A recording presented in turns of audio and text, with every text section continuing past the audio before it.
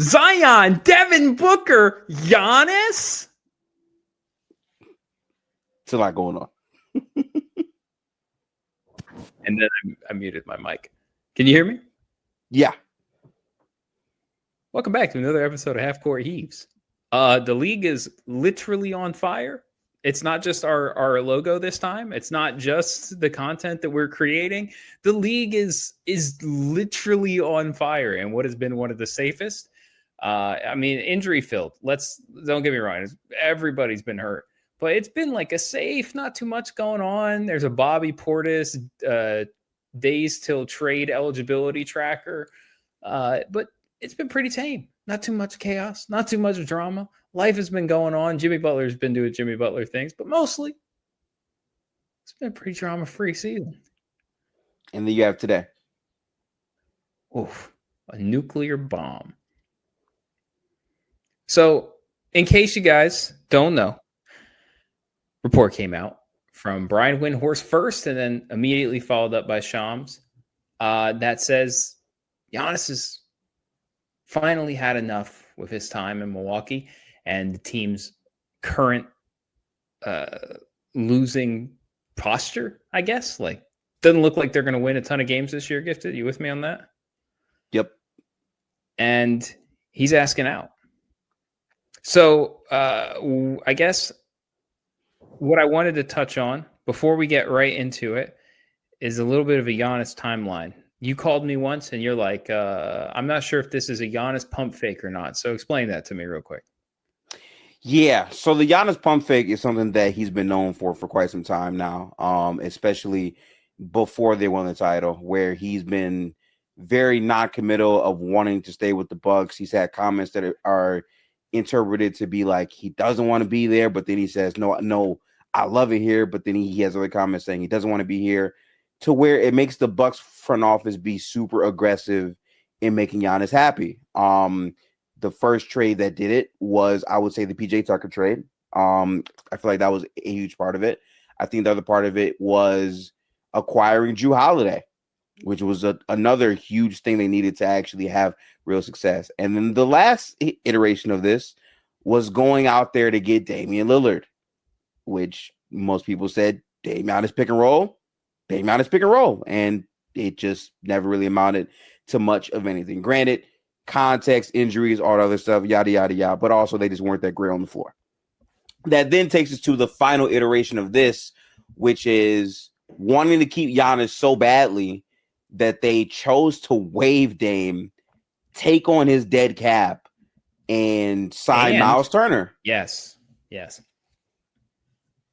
So, I don't know. And now we're here, Tony, which got me on the phone because obviously the Miami Heat, and there are a couple of other teams that have had the assets.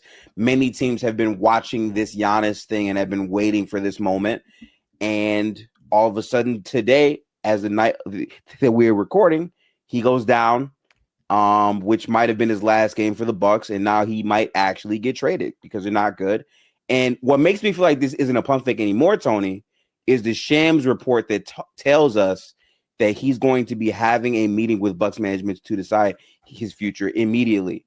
We never see that in season. It's normally an off-season thing. This is happening in season, so it's a real thing, I feel like. Yeah, I feel like Dame had a few of these.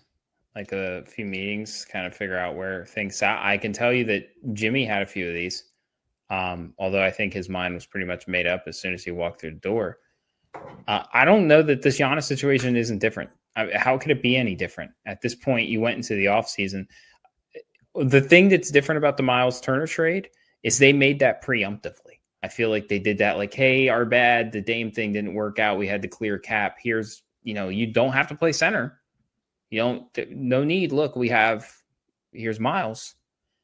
And I don't know how much he's loved Miles Turner on that team. The quotes that are out there, it sounds like he was happy to have him as a teammate, and that's another big man. That's about as far as it extended to me. And the Kyle Kuzma trade hasn't worked out at all. They can't get valuable minutes out of him, the impact winning, except like on a blue moon type of basis. So right now the roster is rudderless. There's not any young talent to really speak of. AJ's fun, but that's it. And the roster, B Champ is a failed experiment. What's left there, man? I mean, there's an argument that if Ryan Rollins doesn't have the year he's having now, Giannis is already traded. That's how good Ryan Rollins has been, honestly. Yeah, he's been a dynamo. He really has been a great guard for them. Eric Bledsoe-esque. Don't do that. I just thought about that. Way better than Eric Bledsoe. Please don't do that. I don't know. That first year, I know. That was a good year. I know. That was a good year. All right, so taking floaters in the playoffs, please. Yeah. Nasty work, man.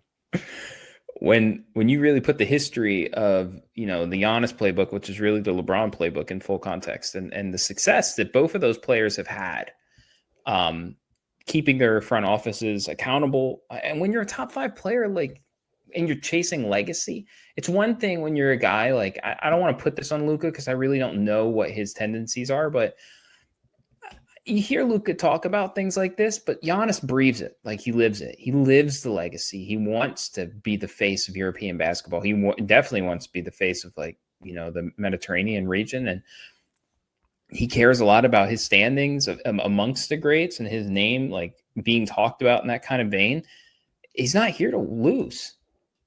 So that's their right, I think, to put the pressure on teams. But yeah, same thing. News came out. I thought it was a pump fake. Saw the report today. And Brian Windhorst, who is the absolute hero of every news cycle, he always has one thing where I'm like, yeah, that guy, this dude just has it. He's been sitting. I truly believe this. He's been sitting on the news that Giannis asked out this offseason the entire year. I can buy that. Yeah. Totally buy it, because he's that type of reporter. He's had Heat stories, obviously, during the LeBron era that he just sat on, didn't say a word about. And then 8 years later, he's like, yeah, well, we knew this was happening. So, Brian just dropping that today had to feel incredible. But yeah, I think he did ask out in the summer. He probably gave them a little bit of time because of the Miles Turner trade, but yeah, the vibes have been bad in Milwaukee. They still can't defend, even though they restructured the whole roster. Still no defense to speak of. And now we're here where, again, in the game today, versus the Pistons, Giannis goes down with a non-contact injury.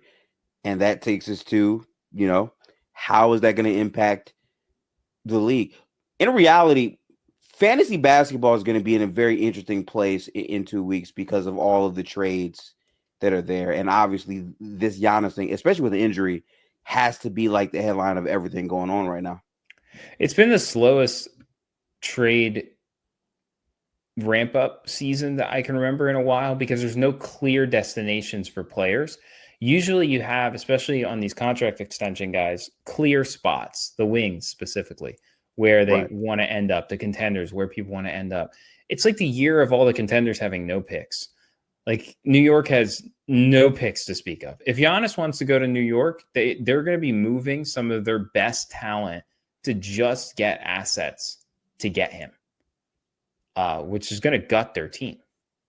And then, teams like the Clippers, teams like the Lakers, they can't even give up a first to go get Andrew Wiggins. They don't even have the picks. There's nobody with the picks. So you look around in the marquee team, Chicago, is the only team without the players. They can't get them. And it's, the marquee places are Miami, San Antonio. These are fun places for him to land or end up. But some of the best teams where you'd like him, like Houston, there's no way to do it. Orlando is the war chest is a ghost town. It's dusty in there. So, I mean, having this drop in the situation that the league is in right now, especially at a time where everyone's record feels like it's up in the air, injuries happening left and right, this trade is going to shift everything about basketball. If he stays in the East, that team is almost assuredly going to the Eastern Conference Finals. I don't care where you put them. Send them to Indiana right now.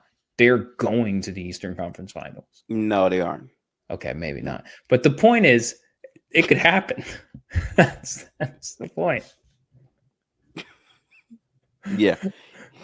I don't know, man. It's interesting. We've been waiting for years for this to actually happen, and I was hoping this to happen in the offseason so a team could actually construct a roster. But now it's going to be a team that is going to have to gut their roster midseason, their identity and their vision for the season. It's going to have to be completely reworked around Giannis if it were to happen. We also don't know how significant this calf strain for Giannis is.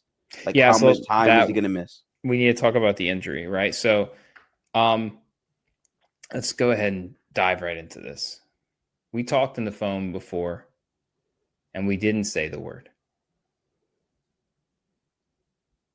He's never going to play again for the Bucks, right? That's what it feels like. Okay. Which is just a sad way to go out, by the way. It really is. It really is. Are you subscribing to conspiracy theory? Is conspiracy theory gifted with us? Is he in the room? Normally, I would say yes. The only thing I will always give Giannis is he's not an injury faker. Yes. Like, I do believe he's genuinely hurt. I do too. I think the timing is insane for this to be happening the same day we're hearing about you maybe wanting out of your franchise the same day you get hurt. Like, it's crazy timing, but I do believe in the injury. I will go as far as to say this. I'm saying if he felt something and he was unsure about what happened, I'm not saying he's rushing back to the court to play basketball again. Right. At best, but I don't think he's faking it either. Now, the problem is for Milwaukee, this can't be serious. I mean, it really can't be. If it's serious and he wants a trade, good luck. Yeah, the trade value might go down a tad bit, but I still think teams are going to look at it as this is Giannis. I've had combos about him in the past with this. Like, a part of what hurts his candidacy to being the best player in basketball, or like top two definitively for me, are the recent run of injuries he's having. And yeah, for sure, he's on the back end of his athletic prime, and year in, year out, like, you get these things where it's a abductor strain, it's a groin thing, it's a knee thing, it's back. Like, these things have happened to Giannis, and a lot of it's because he's had to be Superman to solo carry this roster. And I think that's going to impact how teams want to trade all their assets for him. Because if you're gutting your team to get Giannis, you don't want to end up in the same spot this Bucks team was, where they gutted all their assets to get Dame, and then that didn't work out and they were asked out. You don't want to be that. Yeah, I mean, that scared teams before. You watched the Kevin Durant saga unfold, and there were so many teams that were out on Kevin because they didn't want to offer war chests. I mean, Miami, again, coming up into one of these situations, they were a prime example of that. There was a war chest that could have been offered for Kevin. That probably would have got a deal done. They were never going to do that. Giannis is 12 years in. This is something you really have to consider. You have to think about. That's why teams that have youth players that can win now and picks, these are going to be the best landing spots for him. They don't have to recreate a whole roster. Everything's kind of still in place and in line. And there's just so few of those teams right now in the league. And I just feel like if he gets hurt, I'm not saying it's going to hurt his trade value. That really wasn't where I was going. What I feel like is now he's getting traded at that. If he's hurt, he's traded at deadline. There's no like, I want to get out of here now, still fresh in the season so I can impact winning on another team. That's not going to happen. He'll be traded at deadline when everybody's eligible, when teams have more time to talk about the 3 teams and the 4 teams. For Giannis, I guess, less about the Bucks. If Giannis wants to be traded, he better hope he's okay. So that's another reason I don't think he faked this injury, because if the timeline's short for him and he wants to be traded now so he can try to win now, which I believe is legitimately a reason he's bringing this up this early, then this injury sucks for that. Absolutely sucks.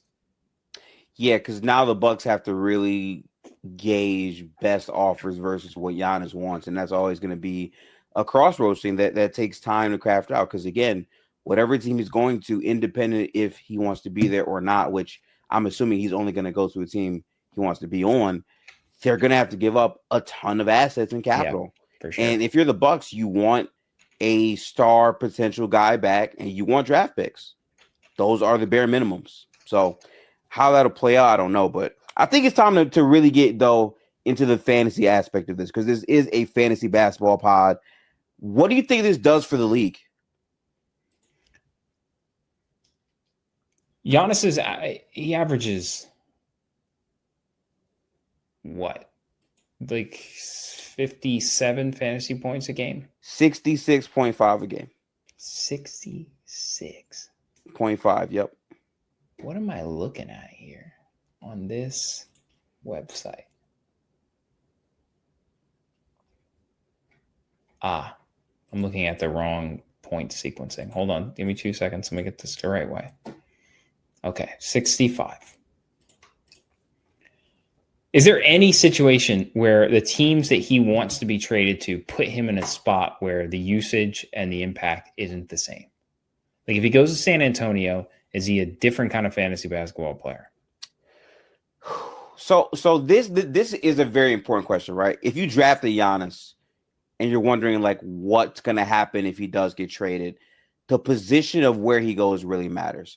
I want to ask you this first, Tony, as a response. Are we agreeing that the best fantasy value of Giannis was in Milwaukee, no matter where he goes? Or do you think he could be traded and somehow it actually elevates beyond that?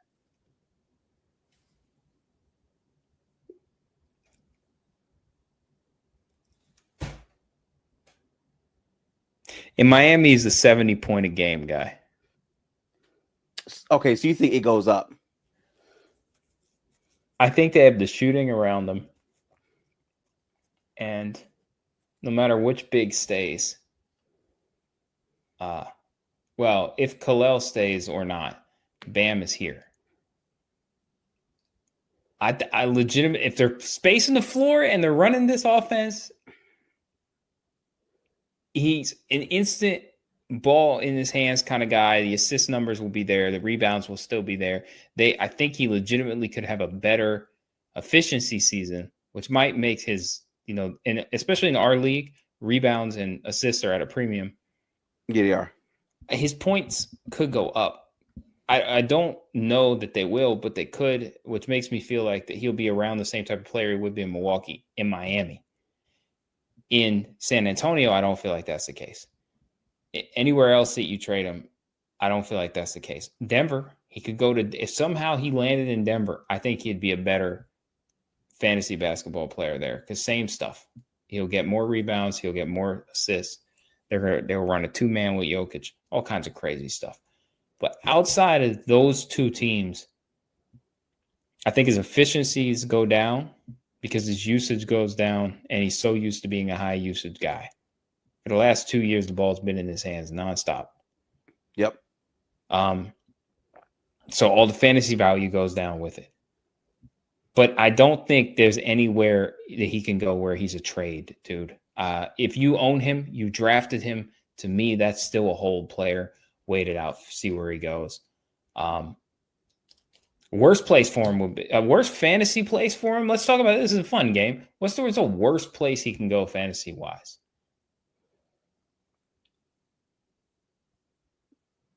It's Houston. Would have to be a team with ball dominant guys over him. Trying to think of a team that's actually like relevant enough to trade for him that probably wouldn't be. Yeah, that's the possible. best destination. Or at least folks talking about it, right? So I think Houston's a terrible fantasy destination for him. You do. Is it because of the lack of shooting? Yeah. So okay, I have some thoughts here. The problem in Milwaukee the last 2 years, like what could make him a better player, like where he looked closer to his peak, was the space. And so he needs the space to be hypothetically a better fantasy basketball player. And Houston would kill that. I think the space is one thing. I think the other thing that really matters severely, in my opinion, has to be the injuries with Giannis. I will say this. If it's me and I drafted Giannis, I'm trading Giannis right now. To me, his value is the highest it would be. A lot of people are unsure of I think what the future holds. And in my opinion, this Bucks team has needed Giannis to do everything. So I think in terms of points, rebounds, assists, like he's had to do everything. I think when you go into a different destination, unless you're playing with a player like Jokic, who is going to throw him easy looks where he'll just score way more points because of that, I think it'll be harder. The other thing is like the margin of actual victory. The Bucks need Giannis to play, so his minutes are going to be high. If he goes to like a really good team and they begin blowing people out, he's going to start playing less minutes, which will impact overall value. But I still think right now as a trade chip, if you traded Giannis right now in fantasy, you would have multiple buyers and you could really get some premium value out of that. It might depend on your roster. It might depend on your roster. That's true and too. What kind of stuff you need. If Giannis is a 66 a point fantasy guy, I mean, outside of again Denver and outside of Miami, where I think they just space him out completely, and it looks old school for Giannis. What 55, 58 at the most if it drops? Yeah, dude. I mean, So we're on two different sides of this. I wouldn't trade this player. I really wouldn't. I think that there's still a ton of value that you can get out of him consistently on a night-to-night basis. There's not dudes that give you that kind of impact up and down the league, and especially that are available. If you can trade for Giannis right now in your league, if someone has the mindset to sell high on Giannis, I'd be a buyer. I would. I'd be a buyer. Yeah. It's funny because in my match this week, I'm actually going up against Giannis. So, unfortunate that he is out with the injury. I hope he gets better, but I need to win. So no, you don't. What you mean? No, you don't. What? I do. I need to win. I need a fantasy win. I generally feel bad about the Giannis stuff, but I'm happy that he's not playing against me this week. Both things can be true.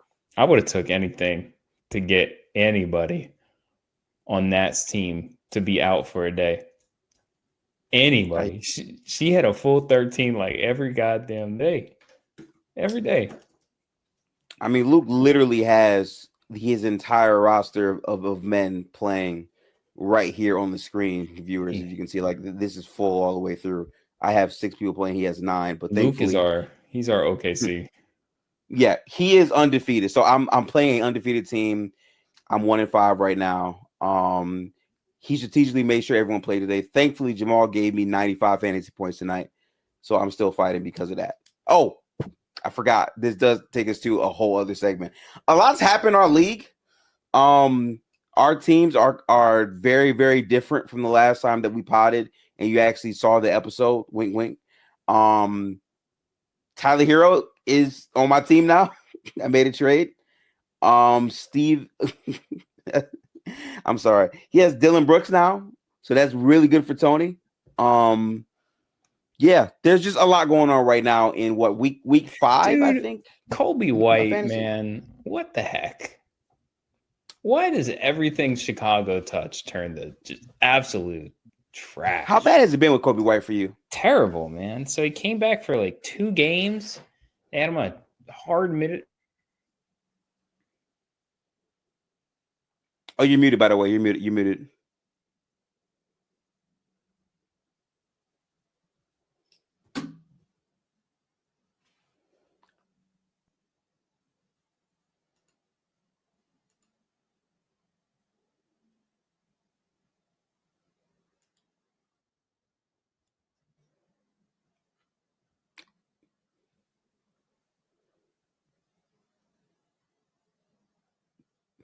We'll just cut all this. That's perfectly fine.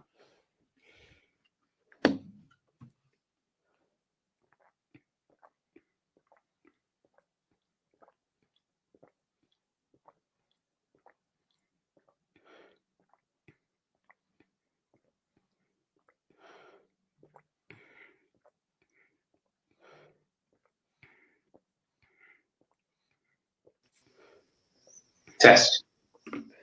I hear you, but your microphone sounds way different.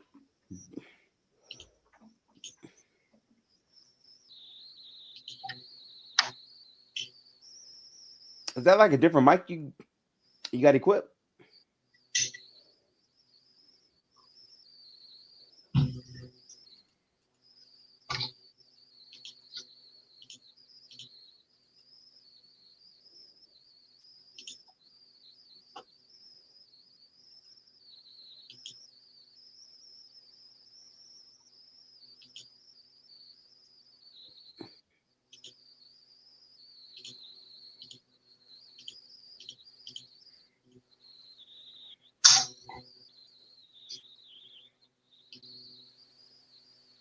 Test. Do you hear me?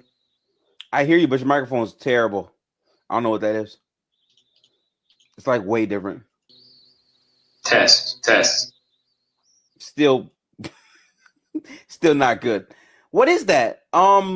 Maybe re-edit your microphone and make sure you got the right one equipped. It just sounds way different. Yeah, I mean,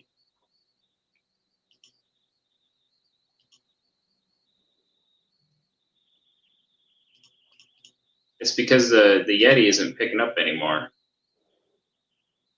Did it die? Dude, I don't know.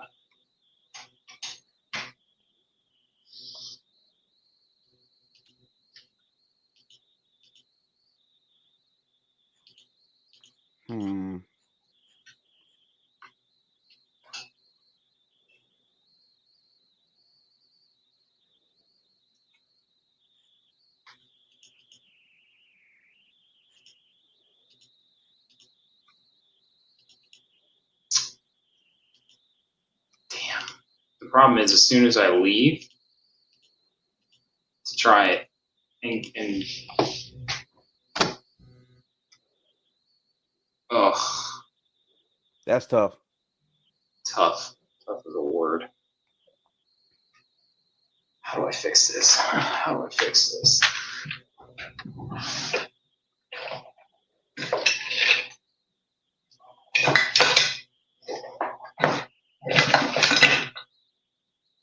Where's the splitter?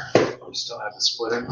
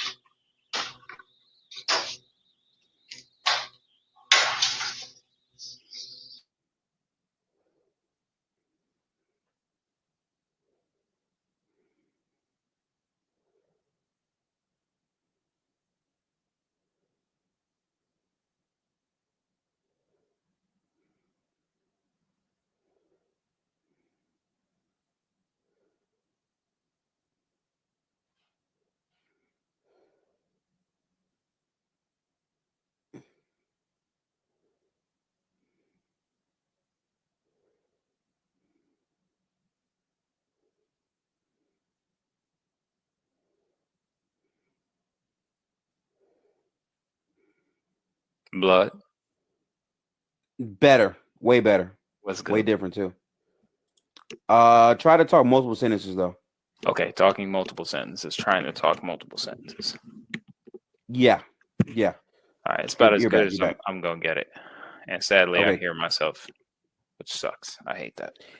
It's gonna have to be a cut. I forget what time that was around. Probably around Kobe like 23 minutes. Yeah. Yeah. Yeah. All right. So he played for like 2 games, came back, immediately calf strain. 3 games out. I can't touch him. 2 matches now. So the end of my last matchup and then this matchup, if I had him, I would be in winning positions. Just having a player, another player available to me, I'd be in winning positions for both of those. And I'm looking like I'm going to lose another week. And I'm just looking at Sabonis and Kobe White being like, man, I traded Tyler Hero.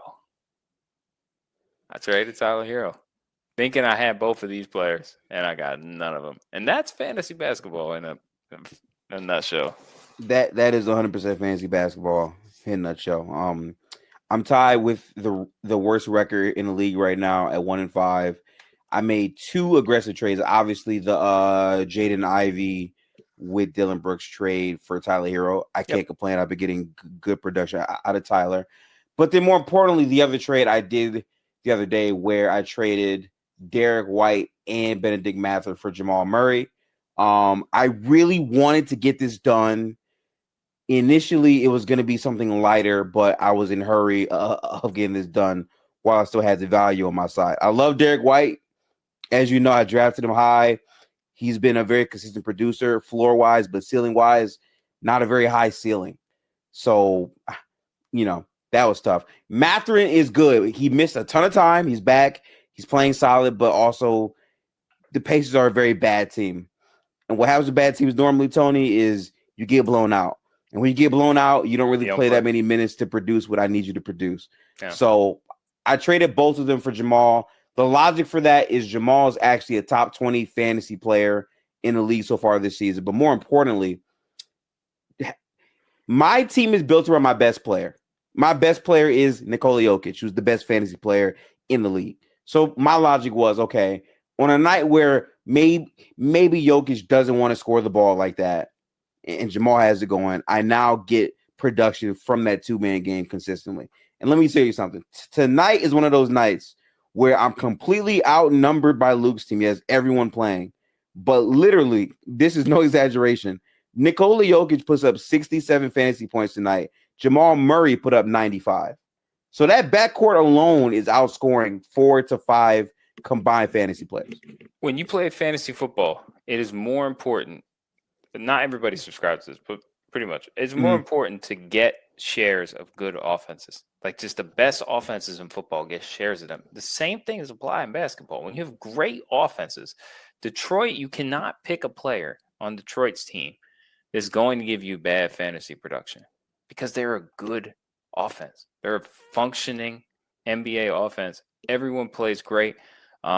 Miami, you get 30-point games out of everybody on the roster. Half of them you can pick up off the waiver wire.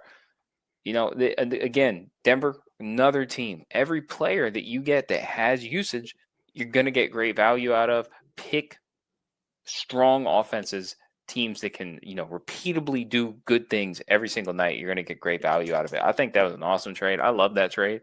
I love that trade for both sides because the person getting Derek White and Benedict Mathurin is not upset. Is just not upset. You're losing Jamal Murray, who also has sometimes floor issues. You know, you get him on a great stretch. That's awesome. You can get him on a bad stretch. But the good thing for you is your handcuff is the best player in basketball. That's exactly why I wanted it. Who cares? Yeah.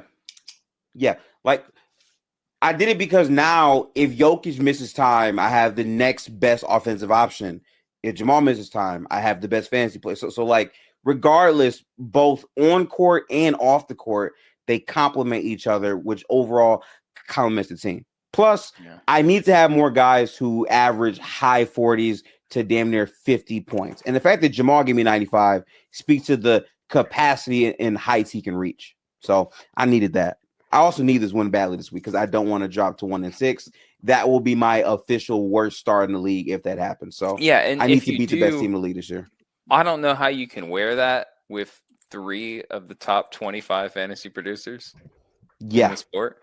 That's a tough one to wear. That should tell you how bad your injury shit has been. I've been going through a lot. Steph has been hurt. Cam Thomas has been hurt.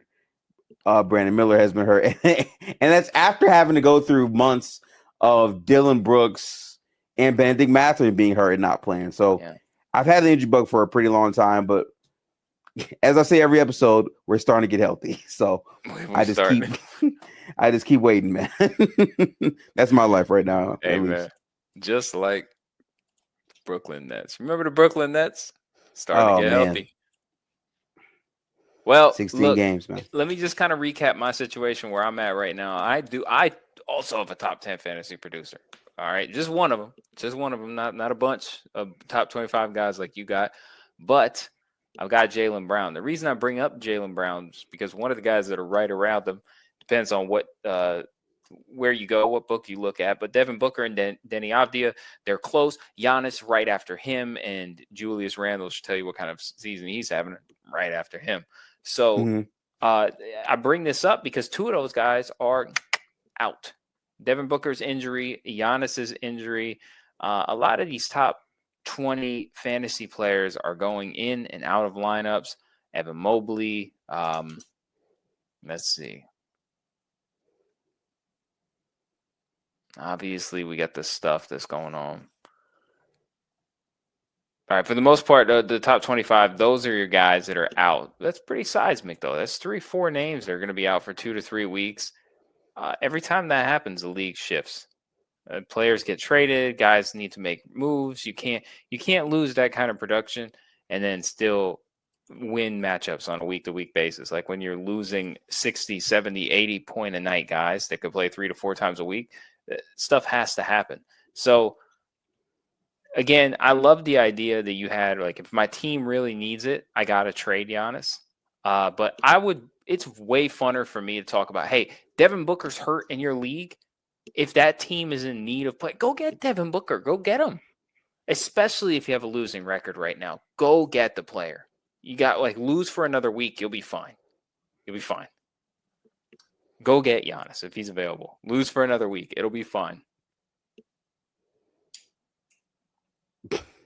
That sounds really great and all. But well, not you. You're 1-5. That's the difference. You need to win now. Yeah. Yeah. And like, I think it'll see how my ideas have played out, because I've definitely sacrificed the short term for the long term vision.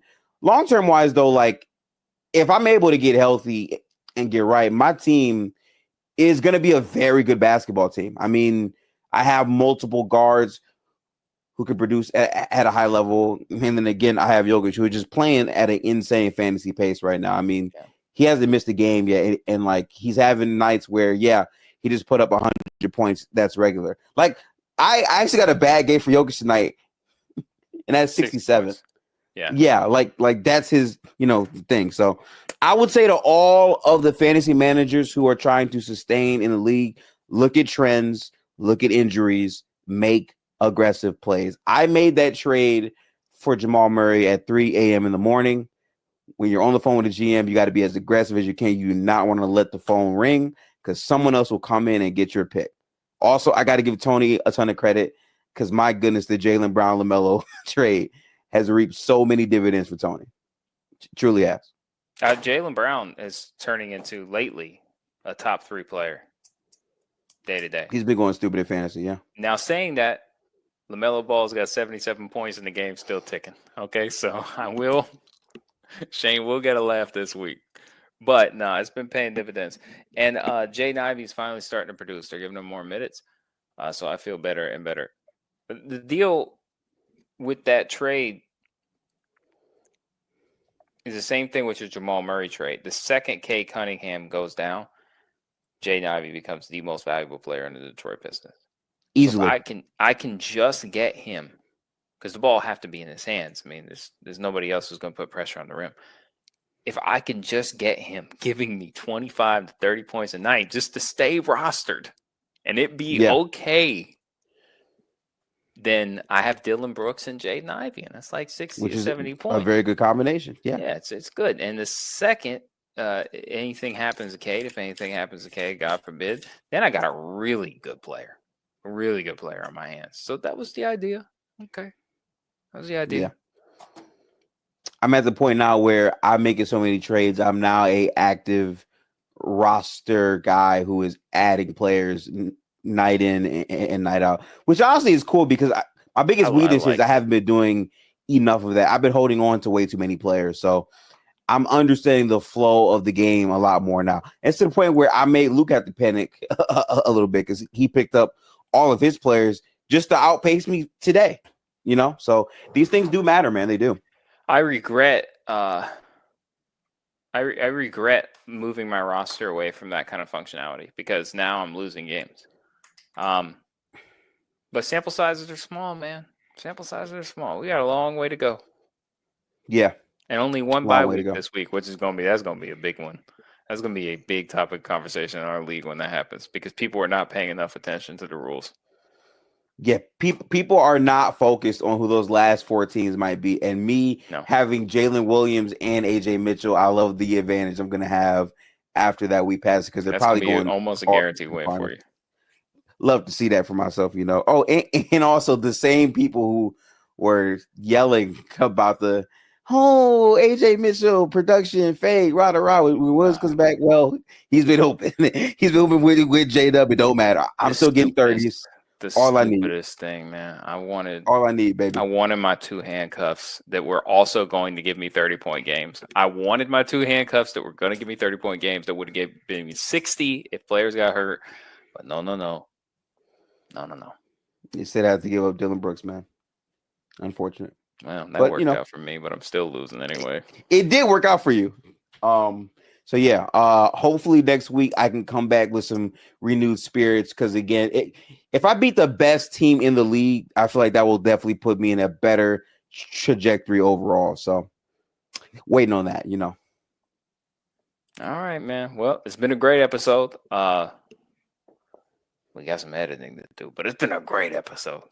WEP for sure. Absolutely. So tap in with us, man. Half court Heaves.